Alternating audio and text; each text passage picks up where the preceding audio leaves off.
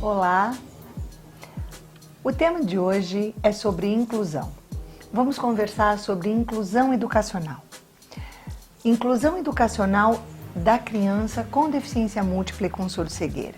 Não tem como falar de inclusão educacional se não falarmos de inclusão social. Esse movimento de inclusão social que veio num país da América Latina, na realidade da América Latina, de uma realidade de exclusão social. Então, muitas vezes perguntam para nós, educadores de crianças com deficiências múltiplas e surdo-cegueira, como falar de inclusão educacional, como falar de movimento de inclusão nesse contexto de exclusão. Mas, quando falamos de inclusão educacional, falamos de inclusão social e necessariamente falamos de inclusão familiar. Ou seja, a temática da inclusão para essa criança com deficiência múltipla está muito mais focalizada na temática da diferença, da diversidade. Então, a temática de hoje diz respeito à inclusão, deficiência com conceito de diferença, diversidade. Vamos lá? Então, nós falamos sobre inclusão social, inclusão educacional e, primeiramente, a inclusão acontece no núcleo familiar e, assim, deficiência e diferença, no contexto da deficiência múltipla e surdo-cegueira. Vamos ver os conceitos de inclusão. Ser e estar incluído significa pertencer a um grupo. Sentir-se incluído é sentir-se parte de um grupo. Então existe aquele sentimento de pertencimento a um grupo. Na verdade, este sentimento de pertencimento é porque nós, seres humanos, estamos e somos para viver em comunidade. Somos seres comunicativos, precisamos da comunicação para a interação, para estarmos juntos uns com os outros. E essa parte da inclusão necessariamente está junto com a questão comunicativa e com a questão de pertencer a um grupo social. Então, ser e estar incluído na escola, primeiramente a inclusão acontece no núcleo familiar. É o sentimento de pertencimento e somos seres que buscamos viver em comunidade. E assim, queremos que a escola seja democrática. A educação inclusiva acontece num movimento democrático. E o que significa a democracia, a escola democrática na realidade da criança com deficiência múltipla e com surdo-cegueira? Significa atender a todas as necessidades desta criança. Necessidades em termos de comunicação, necessidade em termos de saúde, necessidade em termos de equipamentos e tecnologias que esta criança necessita, seja para melhor postura e posicionamento na sala de aula ou em qualquer ambiente que ela frequente, seja tecnologia de comunicação, seja o acesso ao ambiente, seja alterações no ambiente. Falar em inclusão significa falar de atendimento às necessidades específicas dessa criança. Aí sim, podemos dizer em diversidade. Ser diferente é aceitar que cada um tem a sua particularidade. Somos todos diferentes dentro da nossa igualdade.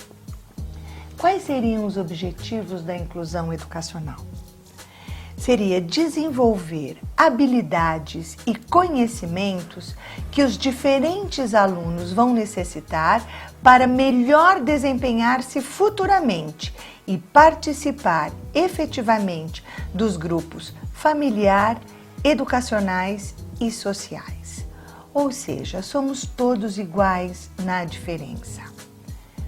Quando pensamos na inclusão educacional de crianças com deficiência múltipla e surdo-cegueira, pensamos quais os apoios que precisamos para que ela realmente tenha todas as suas necessidades atendidas e pensamos que cada criança é diferente do ponto de vista do apoio. Então, a diferença é considerada naquilo que a criança necessita para ter acesso ao mundo. Acesso ao mundo da comunicação, acesso à aprendizagem, acesso ao mundo de conceitos. Isto significa atender às diferenças de cada criança. Especificamente em termos de inclusão e diferença, pensamos que educação inclusiva pressupõe aceitar e compreender aquele que aprende diferente, porque precisa de métodos diferentes daqueles oferecidos para a maioria dos alunos. Aceitar o diferente é aceitar a pluralidade da humanidade. Quando pensamos naquela criança com deficiência múltipla e surdo-cegueira, existe um universo muito grande em termos de deficiência. Deficiência física associada à deficiência sensorial, associada à deficiência visual ou auditiva, uma deficiência visual com uma deficiência intelectual. Na verdade, não interessa a quantidade de deficiência.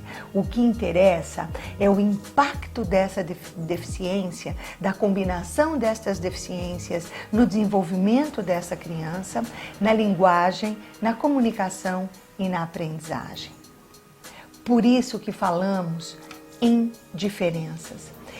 E particularmente eu gosto deste próximo slide porque ele pode exemplificar para você a diferença entre igualdade e equidade. Aquilo que falamos de apoio e aquilo que falamos de acesso dessa criança para poder estar e ser efetivamente dentro de um grupo escolar. O que significa nesse próximo slide? Vejam, do lado esquerdo, vocês percebem que todas as crianças têm um mesmo apoio para poder ver o que está acontecendo naquela partida de futebol, por exemplo. Ou seja, o apoio, que é aquela caixa que as crianças sobem, são iguais. Podemos pensar assim, todas as crianças têm o mesmo apoio, mas na verdade, aquele mais pequenininho lá do lado direito, ele não tem acesso, ele não pode ver o que está acontecendo. Quando pensamos em equidade, que está do lado direito, você vê que aquela criança mais pequena, ela precisa de dois apoios. O apoio que ela precisa é diferente daquela criança que está no meio e aquela criança que é maior não necessita de apoio. E assim, todos têm acesso à partida de futebol. Essa é a conceituação que temos de apoio quando falamos num contexto de educação inclusiva. O que seria então a educação inclusiva? É a chave que abre portas para o bem-estar social e os direitos de cidadania. É uma educação para todos, sem discriminação.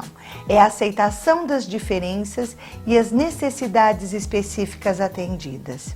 Isto significa trazer as possibilidades de recursos de tecnologias da informação e comunicação, bem como eliminação das barreiras arquitetônicas.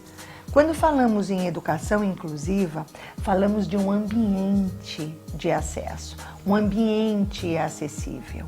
Então não são só equipamentos e por vezes são equipamentos de baixa tecnologia. Pode ser uma simples adaptação de um plano inclinado para que essa criança tenha acesso ao seu material pedagógico, por exemplo. não necessariamente um computador com alto software tecnológico. A tecnologia vai desde baixo custo até uma tecnologia de alto custo, mas esse ambiente precisa ser acessível também, com eliminação de barreiras arquitetônicas, com rampas. Aquela criança que necessita de uma cadeira de rodas, ela precisa ter espaço para movimentar-se. E a educação inclusiva faz parte de toda uma temática e de toda uma regulamentação que vem da Convenção sobre os Direitos da Pessoa com Deficiência, da ONU, desde o ano de 2007. Quando vemos esta convenção, nós vemos lá no seu artigo 24 sobre educação, que diz a facilitação plena e igual participação no sistema de ensino e na vida em comunidade. Esta convenção da ONU prevê a língua de sinais para as pessoas surdas, prevê uma identidade linguística para a comunidade surda, prevê que os surdos sejam aceitos na sua diferente cultura visual. Prevê também a cultura das crianças surdo-cegas, das crianças com surdo-cegueira, que elas tenham métodos e comunicação adequadas às suas necessidades específicas. A criança com surdo-cegueira é aquela criança que tem uma maior dificuldade de acesso à informação, pela privação sensorial, auditiva e visual. E os métodos de comunicação são únicos. Ainda no artigo 24 da Convenção sobre os Direitos da Pessoa com Deficiência, está previsto o acesso ao braille, o aprendizado ao braille para aquelas crianças com cegueira.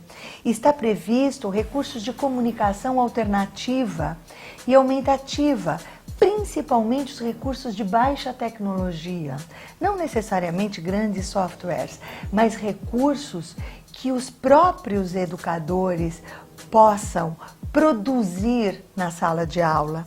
Está previsto o direito à orientação e mobilidade. Essa criança precisa ter acesso ao mundo. Está previsto ainda apoio e aconselhamento de pares, porque é direito desta criança com deficiência múltipla e com surdo-cegueira ter educação. Elas precisam e devem estar dentro de um contexto de educação. Não de educação especial, de educação específica, mas de educação. Elas têm direito que todas as suas necessidades educacionais, de comunicação, de saúde, de postura e de posicionamento sejam atendidas. Falamos num contexto então de deficiência múltipla e de surdo-cegueira. Quem é essa criança que tem direito a estar num contexto de educação inclusiva?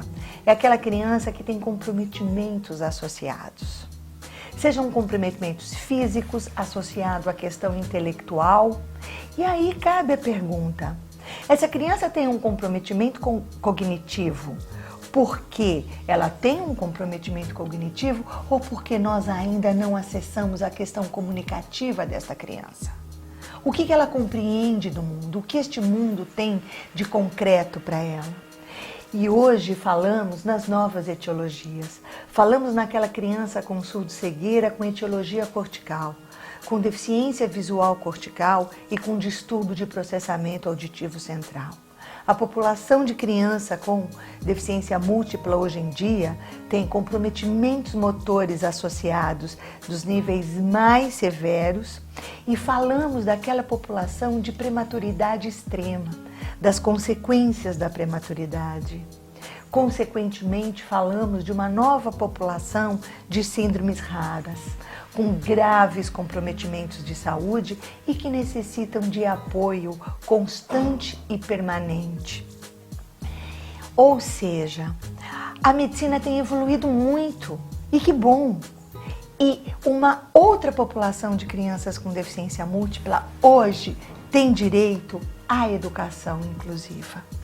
Então, deficiência múltipla e surdo-cegueira hoje tem direito a apoio. Apoio para o sucesso na realização de tarefas e atividades, desde as mais simples do cotidiano até as mais complexas. Isto significa uma mudança de paradigma. Hoje, nós não vemos como deficiência, vemos como diferença e, portanto, estas crianças necessitam de apoios para estar incluídas. São diferentes apoios e estes apoios podem ser apoios leves, apoios moderados, intensivos ou permanentes para o resto da vida, no caso de um apoio de respiração de oxigênio durante todo o tempo. Estes apoios intensivos e permanentes são apoios sensoriais, apoios de comunicação, apoios de tecnologia assistiva e apoios que garantem a qualidade da saúde. Ou seja, educação inclusiva para todos, até mesmo para aquela criança que tem graves comprometimentos de saúde e, consequentemente, tem dificuldades de estar em contextos regulares, mas podem estar. Falamos daquela criança com comprometimentos de comunicação e, consequentemente, com dificuldades de aprendizagem, mas num contexto de diferença e de oportunidade.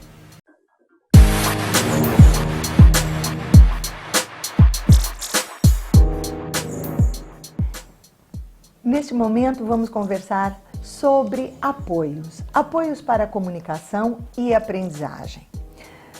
Na questão da parte comunicativa, não nos deteremos na conceituação da comunicação, mas sim para sabermos que essa criança precisa ser entendida em suas necessidades, em seus desejos, em seus sentimentos, em suas vontades, e o educador precisa compreender os comportamentos desta criança e entender isso como questões comunicativas, porque sem comunicação não existe aprendizagem. Vamos, então, focar naquela criança com deficiência múltipla e surdo-cegueira no contexto da educação inclusiva, entendida como a necessidade de diferentes apoios para a educação. Que apoios são esses? São apoios de adequações de ambientes, adequações de posturas e de posicionamentos. A criança com comprometimento motor, se não estiver bem posicionada, se não estiver com o seu controle de tronco posicionado, com o seu controle de pescoço bem posicionado, ela não vai conseguir focar. E se não consegue focar, também vai ter dificuldade de aprender. Então, a boa postura é fundamental para qualquer pessoa, para poder ler, escrever, para poder realizar qualquer atividade, porque não a nossa criança com deficiência física. Não é verdade? A questão do apoio também é importante na questão visual, que este plano inclinado esteja mais próximo, ou até mesmo mais distante, se essa criança tem, por exemplo, problemas de campo visual e necessita de um espaço maior para poder enxergar. Então, o apoio é pensado na necessidade específica de cada criança. E o apoio é pensado para que outras pessoas auxiliem esta criança também nas suas atividades. Então, apoios de pessoas são importantes. Não é? Apoio de um auxiliar de classe, por exemplo, um apoio para que esse professor tenha alguém que auxilie esta criança, um apoio, por exemplo, nas suas necessidades básicas de alimentação, de higiene, não é verdade? Quando falamos em apoio, falamos em autonomia, autonomia para a independência. Por quê? Porque é importante qualidade de vida. Quais seriam os critérios para a gente eleger esses diferentes apoios que a criança precisa no contexto da educação inclusiva? Avaliamos informação sensorial, auditiva, visual, proprioceptiva, sinestésica e vestibular. Avaliamos formas de comunicação receptiva, formas de comunicação expressiva e capacidade de generalizar conceitos. A questão sensorial é fundamental na criança com deficiência múltipla e com surdo-cegueira. E essa avaliação das habilidades sensoriais não é no foco da quantidade de perda, o quanto que tem de perda visual, o quanto que tem de perda auditiva ou de dificuldade motora, mas sim nos aspectos da compensação, ou seja, o que é que tem de potencialidade naquele resíduo visual auditivo ou que outro canal sensorial é necessário para compensar a perda do outro. Então, avaliamos o canal sensorial compensatório, por onde entramos com as melhores formas comunicativas. Assim, uma criança com perda auditiva e comprometimento físico pode fazer uso muito bem de questões visuais para ter acesso ao mundo. Uma criança com uma dificuldade visual e auditiva necessitará, consequentemente, do tato e do movimento para esse acesso. Por isso que a comunicação é avaliada do ponto de vista de como essa criança recebe comunicação e avaliada do ponto de vista de como ela expressa a comunicação. Então, uma criança com comprometimento motor e comprometimento auditivo pode entender a língua de sinais, porque pode fazer uso do canal visual para isso, mas a emissão por sinais pode estar comprometida. O apoio será comunicação alternativa e aumentativa. Vejam alguns exemplos de postura e posicionamento nos próximos slides. São crianças que precisam e podem estar em pé para ter acesso aos brinquedos, aos jogos, que fazem parte de todo o processo de aprendizagem. No próximo slide, nós vemos um posicionamento apropriado com recursos de baixa tecnologia para apoio nos pés, mas ele tem uma adaptação de mesa que é possível e fácil de ser feita. Esse é um exemplo de uma mesa feita com tecnologia de baixo custo, feito com papelão e de fácil confecção.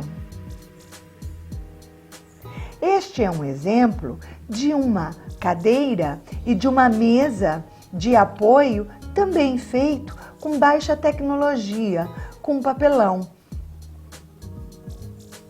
São exemplos simples que facilitam postura e posicionamento e o acesso à aprendizagem. Este é um exemplo de um calendário de comunicação, onde cada parte indica as próprias atividades. A cola pode ser uma atividade pedagógica, a bolinha pode ser uma atividade lúdica ou uma atividade de educação física.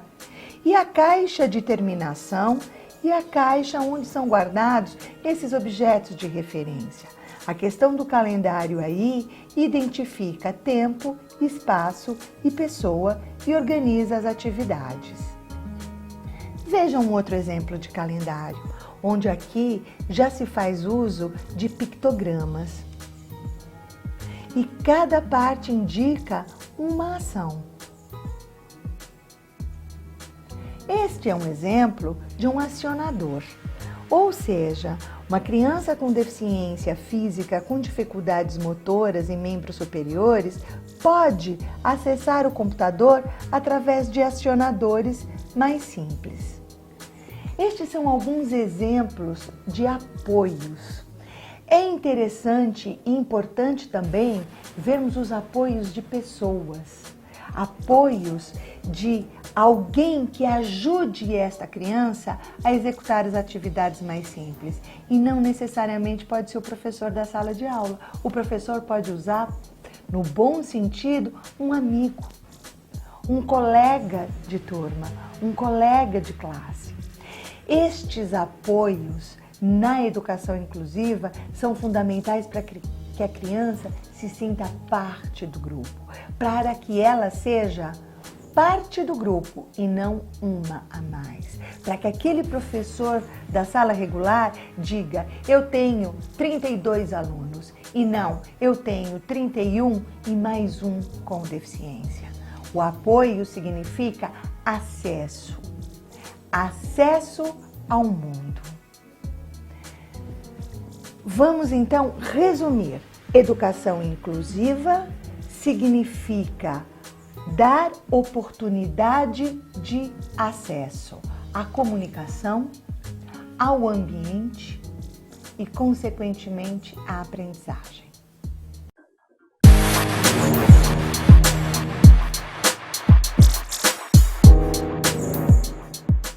E nesta parte vamos então conversar sobre educação inclusiva e desenho universal de aprendizagem, né? Esse conceito, por que a questão universal de aprendizagem? O próximo slide é para explicar as questões das expectativas da aprendizagem.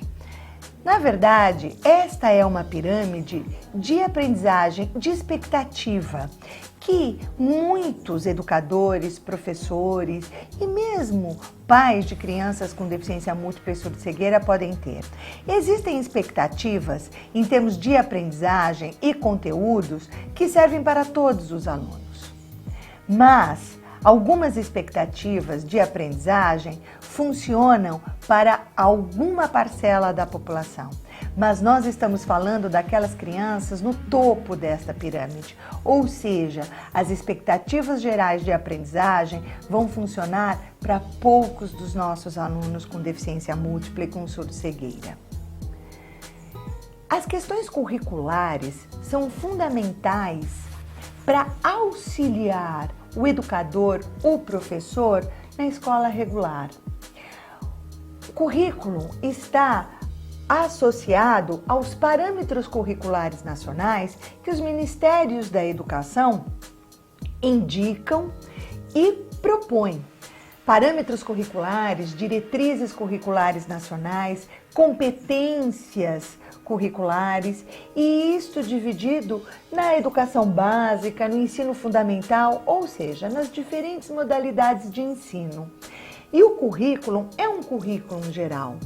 E o professor de cada modalidade de ensino, de cada série, lá no seu contexto, na sua sala de aula, adapta esses currículos, atendendo às questões culturais, educacionais e ambientais daquela comunidade, daquele microcosmo em sala de aula. Como seria para essa criança com deficiência múltipla e com surdo-cegueira? O histórico da educação destas crianças, desde a educação especial até a educação inclusiva, falava em modalidades de currículos, em currículos diferentes. Então, para muitas crianças, o currículo funcional é importante. Aquele currículo que atende às necessidades atuais e futuras e as expectativas atuais e futuras das famílias e dos profissionais. No entanto, é necessário um currículo funcional e ecológico que compreenda as questões culturais, que acesse esta criança ao seu meio ambiente, que o contexto social, econômico, cultural e familiar dessa criança seja respeitado. No entanto, essa criança necessita muito mais. Ela necessita, no modelo de educação inclusiva, ter acesso ao currículo regular. E para isso é necessário um alinhamento curricular. No entanto, para algumas crianças e particularmente para aquelas que necessitam apoios intensivos e permanentes de saúde, de comunicação, é necessário um desenho universal de aprendizagem. É necessário que o conceito de educação inclusiva esteja adequado a um conceito de acesso universal. O que seria esse conceito, então? Vamos pensar em 4 tópicos. O primeiro seria categorização e classificação do mundo. Essa criança precisa conhecer o mundo que ela está, o mundo que ela vive. E muitas vezes, para ela, primeiramente, é um mundo familiar. É conhecer aquele microcosmo da sua família e ampliar este mundo para a escola. Muitas vezes a comunidade que esta criança está inserida é uma comunidade clínica, é uma comunidade médica, é uma comunidade feita de terapeutas que a atendem. Então é necessário expandir este mundo de representação. Então, para este educador, estes tópicos são fundamentais. É necessário proporcionar múltiplos meios de representação, facilitar a compreensão do mundo proximal. Para isso, é necessário facilitar o uso de linguagem e de símbolos cada vez mais simbólicos e menos concretos. Eu digo menos concreto quando a gente não consegue simbolizar demais. Por exemplo, o conteúdo de leite, mais simples. Pode ser que esta criança saiba que o leite venha de uma caixinha e esteja dentro de um copo, ou que vá diretamente na xícara onde ela pode beber, tomar esse leite. Algumas crianças podem entender que este leite pode vir de um animal que se chama vaca. Outras crianças podem ser que não. Podem ser que o conceito de vaca como animal, para alguma criança, ainda seja difícil de explicar. Mas isso é generalização de mundo. Então, esse professor parte de um mundo cada vez menos concreto, ou seja, generalizando esse conhecimento. E isso só pode ser feito se essa criança aprender em contexto natural, em atividades significativas no seu contexto. Por isso, dentro da questão de categorização de mundo, é importante que este professor proporcione diferentes oportunidades para essa criança perceber o mundo segundo suas potencialidades sensoriais. Organizar a informação sensorial, tátil, auditiva, olfativa, visual, proprioceptiva, sinestésica e vestibular. Uau! O que pode ser isso? Quantos conceitos num mesmo slide, não é mesmo?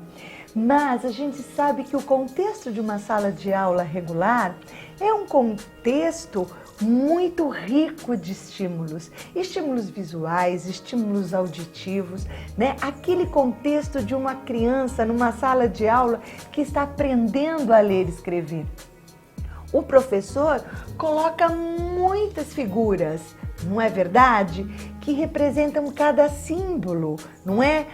Cada coisa. B de boneca, por exemplo, não é verdade? Mas para muitas das nossas crianças com deficiência múltipla e com surdo-cegueira, esse contexto é muito poluído. E talvez ela precise menos estímulos. Então é uma organização sensorial, um mundo visual não tão poluído e uma questão auditiva também mais controlada, principalmente para aquela criança que tem distúrbios de processamento auditivo central ou para aquela criança que tem um diagnóstico de deficiência visual cortical. Então, um dos pontos fundamentais na escola regular é selecionar o estímulo para que esta criança com privação sensorial não seja bombardeada e assim ela se desorganiza. E uma criança desorganizada não aprende. Qual seria o próximo contexto de categorização? É importante pensar que há determinados níveis de linguagem e de abstrações que as crianças com deficiência múltipla e surdo-cegueira têm dificuldades em acessar, quer seja pelas questões perceptuais, quer seja pelas questões cognitivas associadas. Por isso é necessário facilitar formas comunicativas apropriadas e o uso de comunicação alternativa e tecnologias. É o exemplo que eu havia dado a respeito do leite, por exemplo. Ou seja, que este mundo seja mais concreto possível para que essa criança entenda o significado das coisas, mas que tenha um mínimo de abstração, para que não seja um mundo sem representações. E isto depende das questões perceptuais de cada criança. Então, pode ser que muitas crianças não entendam o contexto de que uma laranja é uma fruta e que é uma fruta ácida. Mas pode ser que ela entenda o contexto de que laranja serve para fazer um suco e que ela gosta muito desse suco de fruta laranja e que ela tem capacidade, por exemplo, de fazer esse suco e saiba os passos do processo de fazer esse suco. E principalmente, leve isso para a aprendizagem em sala de aula, generalizando esses conceitos em diferentes ambientes. A segunda parte do conceito de desenho universal passa por realizar tarefas. Então, é necessário considerar as habilidades motoras e elaborar materiais e apoios para posturas, posicionamentos, orientação e mobilidade, e um uso de sistemas de calendários e objetos de representação, como exemplos que nós já vimos na segunda parte deste módulo. Aqui vai mais um exemplo de calendário. Veja, aqui adaptado para uma criança com deficiência visual cortical e uma caixa de terminação, com as questões coloridas, com muito acesso à informação visual e organizado em termos de tempo, espaço e pessoa. O terceiro item de um conceito de desenho universal na educação inclusiva é a motivação para a realização de tarefas. Todo mundo precisa de motivação para aprender. Sem motivação não aprendemos. Quais são as sugestões para que essas crianças tenham motivação? Principalmente que elas realizem tarefas com preferências dos seus objetos, pessoas e atividades. Que o professor considere os sonhos e os desejos desse aluno e dos familiares. Que o professor considere as expectativas atuais e futuras do aluno e dos familiares na hora de eleger esta atividade. E nós sugerimos os mapas de comunicação, os portfólios, os passaportes, os planos de futuro pessoal para que esse professor identifique as atividades. É necessário uma planificação de recursos e atividades, e isso passa pelo acesso ao currículo regular, alinhamento curricular ou então flexibilização. Estas etapas são importantes porque pode ser que muitas das crianças com surdo-cegueira e com deficiência múltipla não consigam acessar os mesmos objetivos e os mesmos ambientes. Então, sugerimos estes 3 níveis. Pode ser que algumas crianças tenham os mesmos objetivos, atividades e ambientes, mas com todos os apoios específicos. Outras crianças podem ter os mesmos objetivos da sala de aula, mas algumas atividades têm que ser adequadas e os ambientes também têm que ser alterados. Há outras crianças onde nós teremos que selecionar os objetivos, alterar atividades e alterar os ambientes.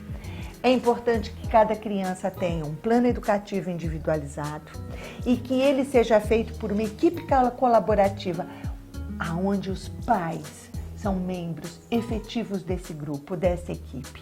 Essa equipe colaborativa passa por todos os profissionais, desde os terapeutas até os profissionais da escola regular, os terapeutas dos centros de recursos, seja os recursos que essa criança tiver, dos centros especializados, todos os profissionais com que essa criança é atendida. Mas o plano não é do profissional, o plano é do aluno. Concluindo, o que é inclusão para a criança com deficiência múltipla e com surdo-cegueira? Essa criança ter direito. Ter direito ao quê? A ser ativo, a participar em atividades da vida cotidiana, a interagir com pessoas dos ambientes onde se encontram e aonde essas atividades acontecem. Essas crianças têm direito a movimentar-se com segurança. Elas têm que saber onde e como acontecem as atividades e os eventos do seu mundo. Essa criança tem direito a ter resposta aos seus desejos, aos seus comentários e questões. A diferença é que essa criança muitas vezes não tem a fala, ela tem movimentos corporais que expressam desejos, ela tem alterações de tônus que expressam desejos. Ela tem direito a ser envolvida em atividades significativas que ajude a entender o mundo e a vida no futuro. E elas têm direito a ter alguém que os ajude a compreender o mundo.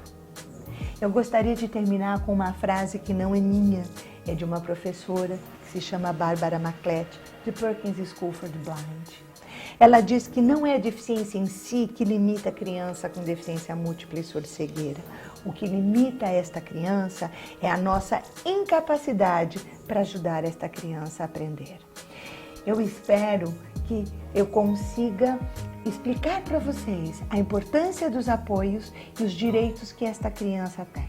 E que nós não limitemos mais essa criança além das limitações que ela já tem. Elas têm direito a ter uma educação e a estar num contexto de uma escola. Muito obrigada.